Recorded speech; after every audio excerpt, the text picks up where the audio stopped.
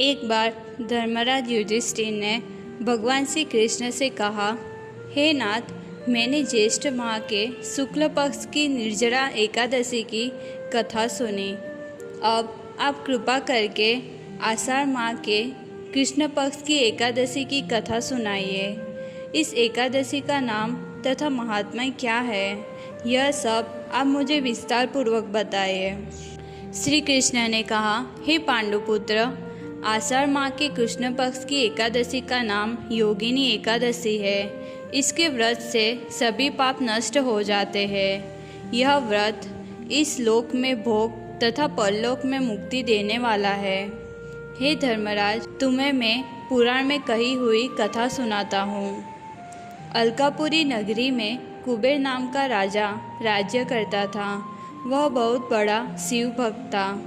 उनका हेममाली नामक एक यक्ष सेवक था जो पूजा के लिए फूल लाया करता था।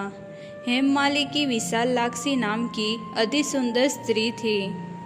एक दिन वह मानसरोवर से पुष्प लेकर आया, किंतु कामासक्त होने के कारण पुष्प को रखकर अपनी पत्नी के साथ रमण करने लगा।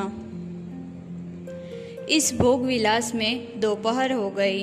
हेममाली जब बहुत देर तक फूल लेकर नहीं आया, तब राजा कुबेर उसकी राह देखकर क्रोध में आ गए और अपने सेवकों को आज्ञा दी कि तुम लोग जाकर पता लगाओ कि हेममाली अभी तक पुष्प लेकर क्यों नहीं आया।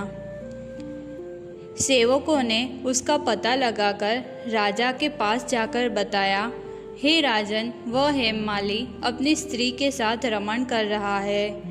इस बात को सुन राजा कुबेर ने हेममाली को बुलाने की आज्ञा दी। डर से कांपते हुए हेममाली राजा के सामने उपस्थित हुआ।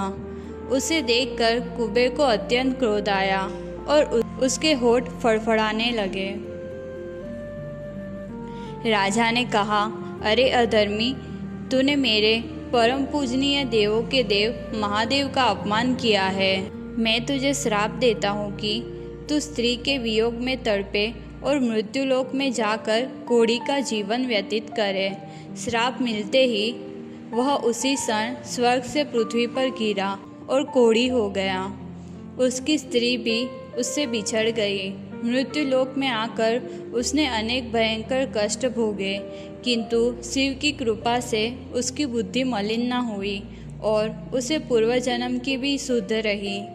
अपने कुकर्मों को याद करता हुआ वह हिमालय पर्वत की तरफ चल पड़ा। चलते चलते वह मार्कंडेय ऋषि के आश्रम में जा पहुंचा।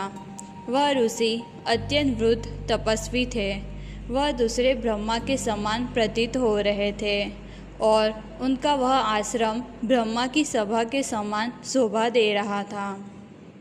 ऋषि को देखकर हेममाली वहाँ गया। उन्हें प्रणाम करके उनके चरणों में गिर पड़ा। हेममाली को देखकर मार्कंडेय ऋषि ने कहा, तूने कौन से निष्कृष्ट कर्म किए हैं जिससे तू कोढ़ी हुआ और भयानक कष्ट भोग रहा है। महर्षि की बात सुनकर हेममाली बोला, हे मुनि श्रेष्ठ, मैं राजा कुबेर का अनुचर था।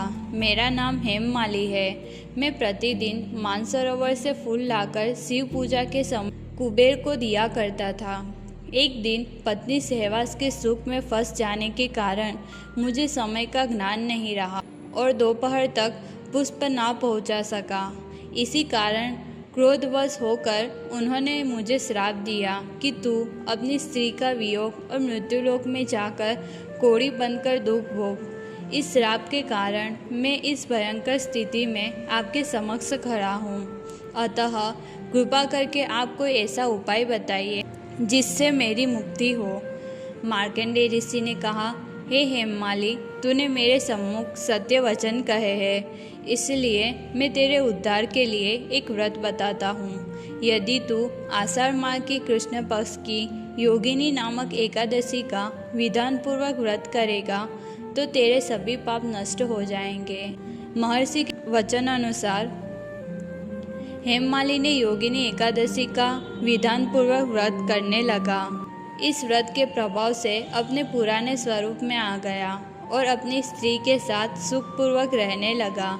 भगवान श्री कृष्ण ने कहा, हे राजन, योगिनी एकादशी के कथा का फल 88,000 ब्राह्मणों को भोजन कराने के बराबर है। इस व्रत से सभी पाप नष्ट हो जाते हैं और अंत में स्वर्ग का अधिकारी बनता